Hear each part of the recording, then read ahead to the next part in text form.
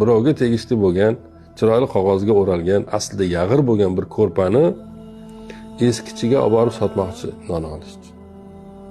Shuning uchun endi bu yerda o'zi bilan o'zi tortishyapti.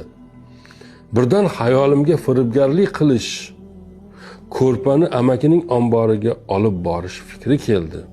Nega firibgarlik deyapti bu yerda? Ikkita nuqtada. Ko'rpa birovniki-yu. Do'stini ko'rpasi-yu. Men buni hozir kimgadir olib borib berishim bu birinchi firibgarlik. Ikkinchisi, chiroyli qog'ozga o'ralgani uchun uni garovga qo'yib pul olmoqchi bo'ldim. Bu aqchaga 3 marta ovqatlanishi mumkin edi. Boshqa biror yo'lini topgunimcha Hans Pauliga, o'rtog'iga yolg'on to'qish uchun yo'l bo'yi o'zimni tayyorlab omborga yetib bordim. Men uni ko'rpasini sotib yuboryapman. 3 marta ovqat. Endi men unga nima deyman? Bir firibgar bo'lib qoldim endi. Bir bahona o'ylab topishim kerak. Yo'l bo'yi omborga yetib borguncha tortishdim o'zim bilan o'zim. Kirish eshigi oldiga yetganda to'xtab qoldim. Va boshimni chayqab ortga qaytdim.